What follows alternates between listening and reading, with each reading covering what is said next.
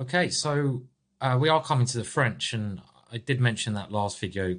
We're going to have a look at the gambit lines, the main suggestion.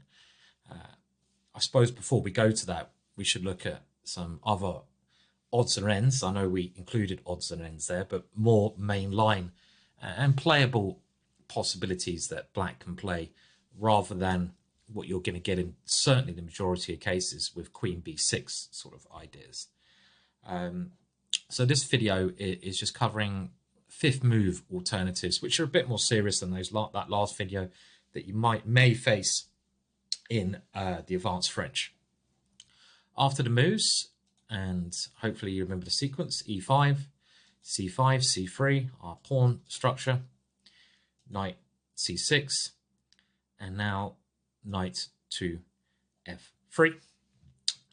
And here, the main move we're looking at is, well, we're mainly looking at these knight jumps immediately. So knight E7 and knight H6. And quite an interesting way to play, but neither of these moves gives black full equality. I know, I've tried them out and studied every setup for black in these lines. But you may face them. Now, of course, Queen B6, along with Bishop D7, are the most popular moves when black's going for this play against D4. This is black's standard way of playing. And really, this, if you think about your opponent's ideas, and this is important to comprehend, really, I'd say black has two ways to play.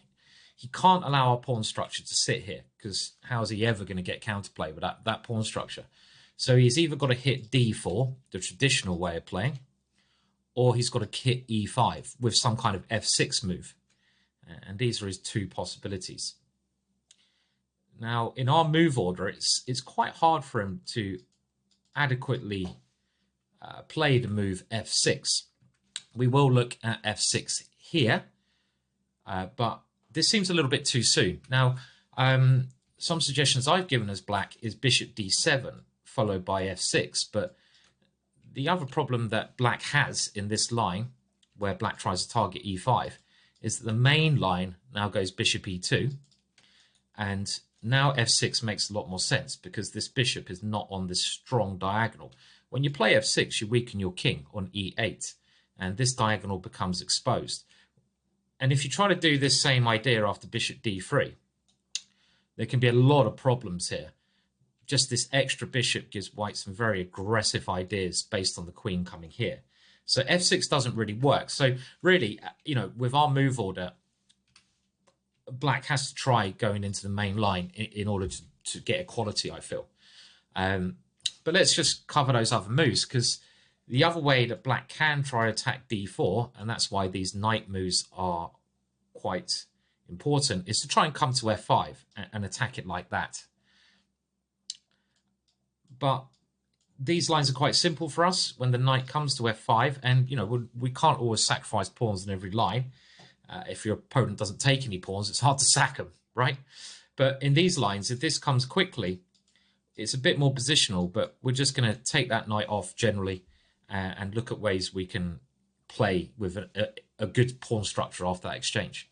So what about any other options? Well, pawn takes D4 is actually fairly common at club level, but this is actually a mistake. Why is this a mistake? Well, the rule that I learned when playing this as black is that you certainly shouldn't take on D4 too soon. You only take on D4 when you're winning the pawn there, like in our gambit line, or if white has moved the knight on B1. So there are some lines where white plays knight A3 and knight C2, which we're not going to analyze here, but some lines where this occurs. And as soon as the knight goes to A3, then black can take on D4. Because if black takes on D4 here, well, we now have a fine square for our knight on C3. We don't even need to play the gambit lines. I mean, if you really want to experiment, you could go Bishop D3 here. But if you've got a normal way to be better, then let's just take on D4. Because in the main lines with the queen on B6, we're obviously just ignoring this move and bringing this knight to d4. But if your opponent plays a bad move like this, slight inaccuracy, let's just take on d4. And the problem here is that our knight now has the c3 square to move to, and it doesn't have that in the other French lines. And this is just a very nice square for the knight. Why? Well, if the queen comes to b6, a very annoying tactic is knight a4 attacking that queen, and you gain the tempo, then that knight can come into c5 later on, and we actually take over control of the queen side here. So, for example, let's just show that. Queen b6, our knight comes to this square, and now knight g7. We could go bishop d3 here, but in actual fact, now that we've allowed our knight to get to c3, I really like the plan here of just playing a3. Why a3? Well, we could go here straight away, but we want to be able to play b4, I think, against some check. a3 fits in with our plan, and after knight f5, we now play knight a4. The queen has to drop back. The check doesn't help. We go b4, and now we go b4, and you can see us taking over the queen side now. This knight has been allowed to come in, and we have a space advantage in the center on the queen side, and after some developing moves, we might as well develop our other pieces. Bishop d3 is where we want to put our bishop, and when the knight comes into c5, we have an advantage in the middle on the queen side, better pieces, and this has gone really wrong for black, actually. You know, we don't need to sacrifice in these lines where black's just playing badly. Now f5 is, we can just ignore that move there, because again, as we said earlier, black's ideas should be to attack d4 or e5, and f5 blocks our bishop out, but it doesn't do anything to uncramp the position. And we can just go knight c3 and play normal moves with a nice space advantage. Okay, it will take us a while to break through, but we're better. Bishop b4 check is a beginner's mistake. We just go knight c3 and we develop our pieces normally. This is our ideal square for our bishop. And after castles, rook c8. I actually like the idea now. Knight a4 is not as effective because we're not coming there. But I really like the idea knight e2 when we're going to try to go a3 and b4 on that area of the board. And this knight might even come to h5. Let's not forget this knight on h5 in some of these French defenses. We saw this actually in the French defense structure in the wing gambit, if you can remember that. And this knight coming over here, again, this is an idea I first learned from playing black in some Barbican rapid play events, the black pieces against John Nunn. And John Nunn used to beat me up in the French defense by always putting his knight on this square.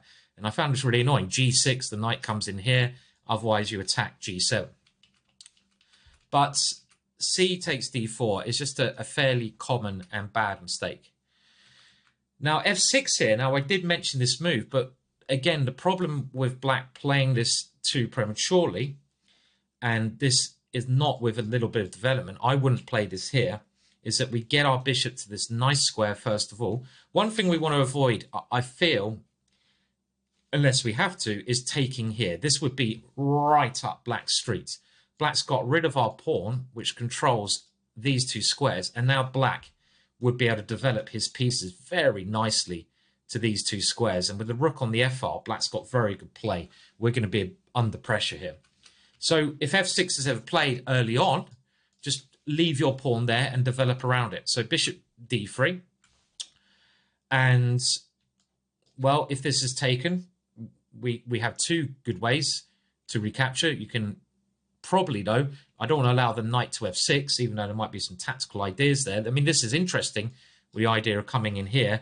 But even pawn takes seems like a very good choice in this position. Black still can't get his pieces to the squares. But a much more common idea is queen c7. As I said, black's just keeping the tension. He's hoping we're going to take on f6. But now we could even castles here. And give that pawn up. Well, black can't really take it, but I feel like an even better move is just developing. Bishop f4. This gives us ideas of using that pawn, unleashing against the queen, securing that square. And after something like queen b6, I mean, already black's play has not worked. This bishop here is very strong. We're controlling this square. We might even drop the bishop back to g3 when we're threatening to take that pawn. So queen b6 has been played. And now queen e2. Don't want to give that pawn away for free. And we're also tempting, again, we're trying to find sound gambit lines. And if black now goes c4, well, this is not even a gambit because he can't take there. We're giving a little trick because of bishop g6 check. And this is quite nice. I think black should try to keep things open, take on d4. And this is, again, an interesting gambit line, or giving that pawn up. We just castle. And I think around here, it's clear to see that black gets, like those main lines were coming in the next videos, but he hasn't got any development here. And we are now ready to put some pressure on. Let's say he takes on c3, just knight takes c3, and we have loads of threats here, taking, coming in here, lots of ideas in the position. I mean, let's say bishop d7, we can even take on d5, take on f6 check with an ongoing attack. So again, f6 is too premature. Now let's come to the two knight moves. Now, knight h6 was first advocated by the French defense author and real expert in the French defense. He's done lots of great books that I've read extensively, myself being a French defense player, John Watson. And he first advocated this in a Dangerous Weapons book in a chapter there on the French. Now, one thing I would say is when I played this idea, I had this against Luc Moshane, and Luc took on h6, but we're going to avoid h6. I think I might have even won that game against Luc. Now, this may look very tempting, right? Because you're damaging the king side, but it's actually a little bit, looks can be deceptive here. Black will get the g file, and this dark square bishop is very useful, and black can even go bishop g7 and a quick f6. So, you know, there's a couple of ways to play. And if you can just imagine, again, black playing f6, suddenly there's a lot of pressure here, and that bishop becomes fantastic. So as tempted as you are to take that knight, we're going to deal with this move in a similar way we're going to deal with knight e7. And let's not get confused. Let's just play simply bishop d3. And this move now will most likely go back into our, into stuff we see with knight e7, because the knight will most likely come to f5. So we're going to cover that now, actually, this idea of knight coming to f5. Now, if black ever plays f6 again, his idea might be to bring the knight to f7. This is quite an interesting idea here. And now taking on h6 looks a bit more interesting. But in this case, and again, you've got to assess positions case to case, because black is a little bit open, I think we should now go for taking on f6. And because black can't recapture with a knight there, as we saw in that last variation, he has to capture with the queen. G takes looks very weakening after castles, knight f7, rook e1. Black could try e5, but his big center is no compensation for something like c4. And that big center is going to fall apart, and the king is very, very weak here. This is no good. So black should take on f6, as Armand Hamilton did against Timon. And Timon now just developed with bishop g5, and now the knight can't come to f7. And after castles, c takes d4 was played. And here, c4 was a very nice idea by Timon. And after d takes, bishop e4. And black hasn't developed in this position. And we have ongoing compensation here. We're going to win these pawns back, most likely. Let's say bishop e7. Here, castles, knight takes c4. And we're clamping down on the e5 square. So again, quite a rare line, this f6. But in this case, I think we should simply open up the position, because black can't move his knight to f6, develop with speed, and try to just keep lines open. That's why we met this interesting idea of c takes d4 with c4, opening the position up. You don't have to play c4, but I think it's quite an attractive option in this position. Open up lines and bishop e4, another nice idea. Our pieces are very well placed. Black hasn't castled. So the knight really should come into f5. And now we can simply castle. And we're going to be taking this knight off. That's our idea, really. We could do that a move ago. And I want to look at these structures where we do take off on f5.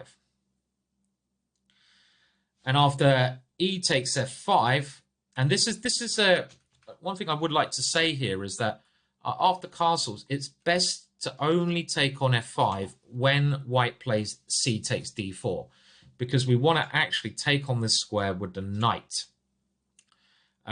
So if black doesn't take there, well, we'll come to that another part.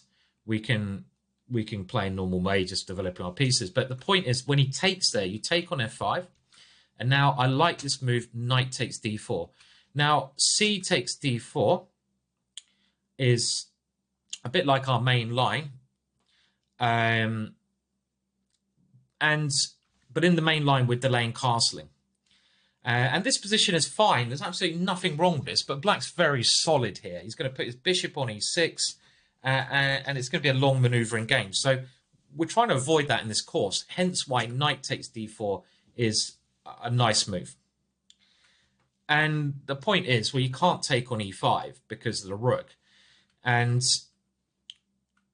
what does black do? Bishop e6 blocking that pawn from moving looks right. If the other bishop moves, well, bishop c5 allows bishop e3.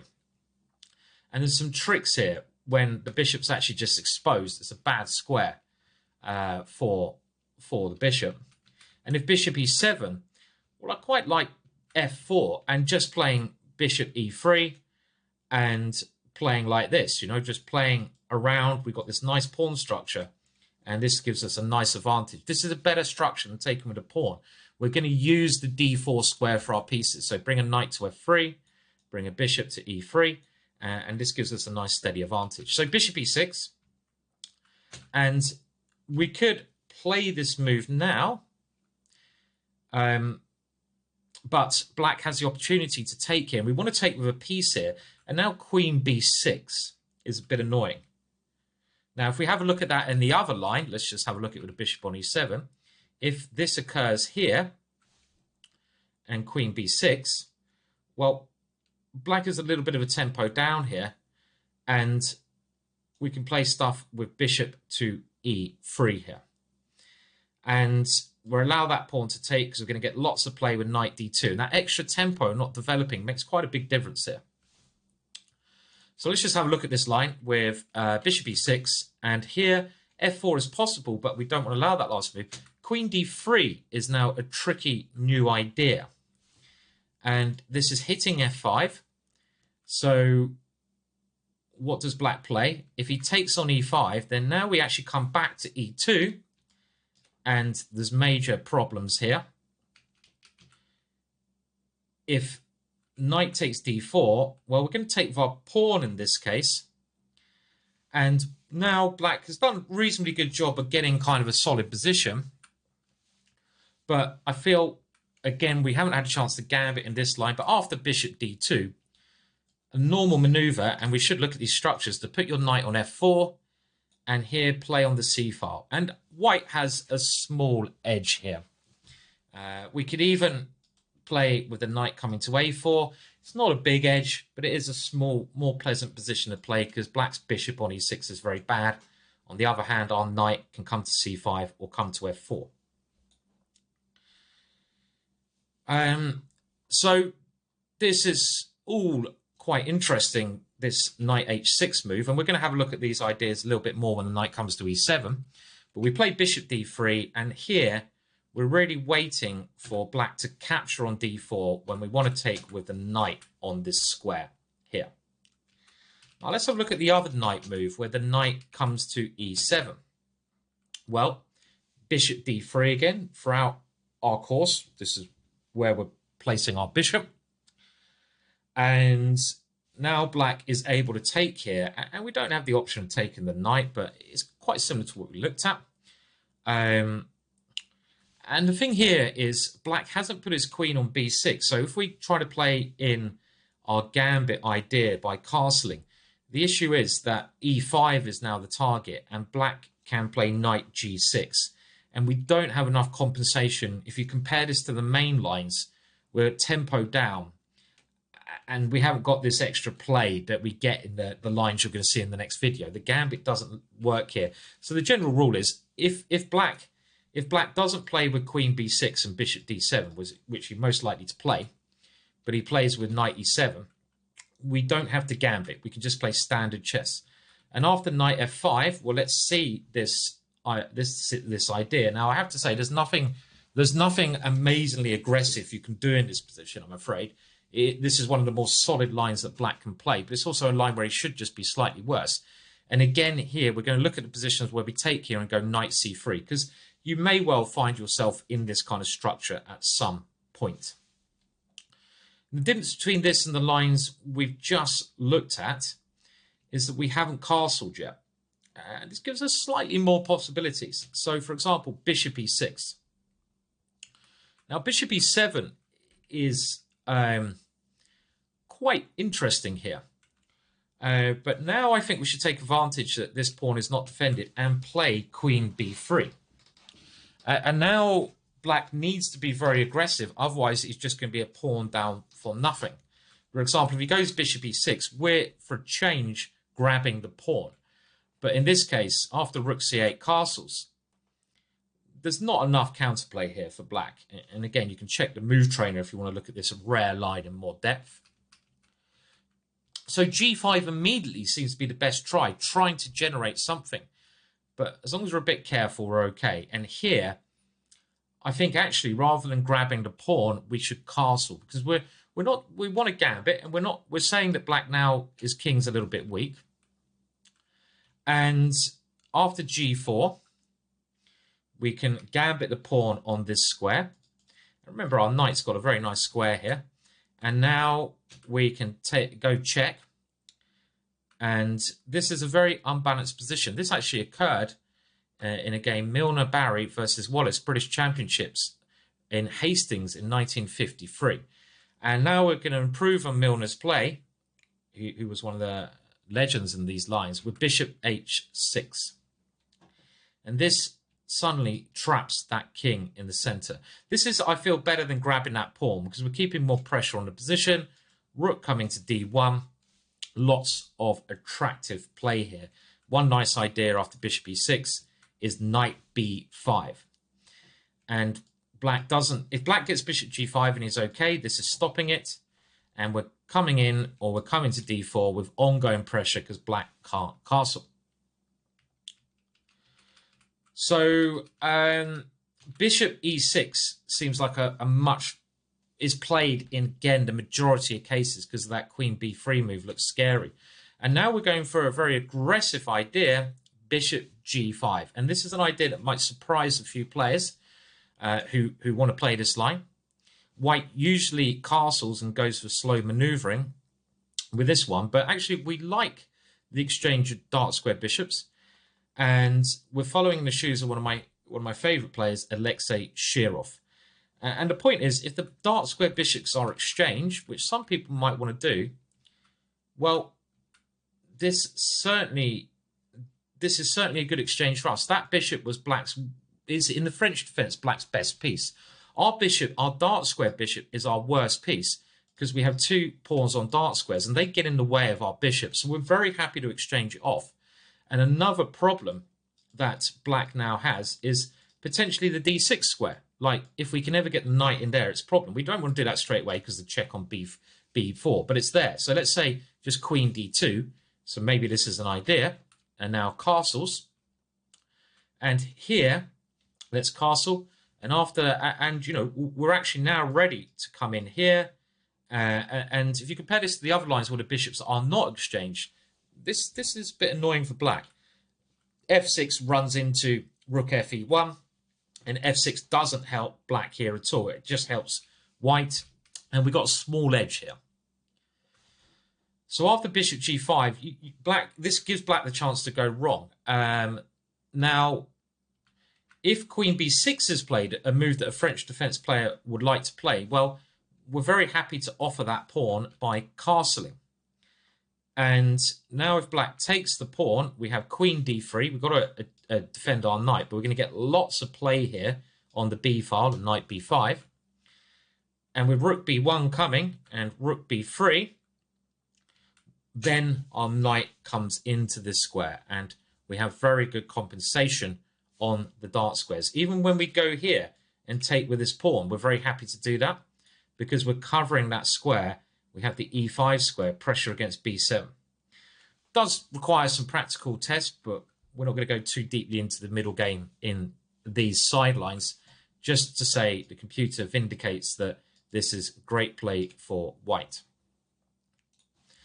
So queen d7. If you're not going to grab the pawn on b2, queen d7 looks more solid. And what's our idea here? Well, before castling, I like the move h4. And this is a good prophylactics play against h6 and g5. And that's the one thing to watch out for on these lines. If you castle too soon, then I think black be very happy now to say what you're doing with your bishop and get g5 in. And then let's say we play a move. Then he wants to play f4. And suddenly this bishop can get out. And we don't want to allow that if we can help it. So if we always aim to stop the move, f5, f4, then we should always keep that bishop as a bad piece. So I like the move here, h4, to stop that advance. And again, this is thinking about our opponent's moves and stopping our opponent's plans. And after h6, we can just go back to f4. And now bishop e7 is following the game Shirov Gokanina, where the Latvian wizard now played queen d2, hoping for a sack here if castles. It was a blitz game. And the other idea was for him to swing his rook around to g3. Typical idea. So this is very interesting, the way Shirov played it, with the rook coming here. But I think even a better idea here is to not move that queen, and not to castle, but actually to play the weird king f1. And we're sort of saying, well, okay, well, as soon as you castle, I now have my hook, the h6 pawn, to attack. And I can do that with queen d2, but also by swinging the rook around to g3. And if you just don't castle, I'm going to play rook h3 anyway. And we're starting to exert pressure. Now, why do I prefer this position with the king here? I'm just going to tuck my king out the way. I don't want to castle because my rook's better on g3. But I'm just going to get my king out of the way. And the other thing we have to consider is, what is black doing? I don't really see what black's doing here. And at some point, he's got to commit his king. And there's going to be lots of interesting attacking ideas against h6, combined with a knight coming in with rook g3. And again, this is getting into the middle game, but I think it's fair to say that white's doing very nicely in these lines, these side lines. So, yeah, I mean, you might get this, but very rarely. You don't have to go crazy. And if you just play the couple of these tweaks we found here, I think you're going to get a very nice game.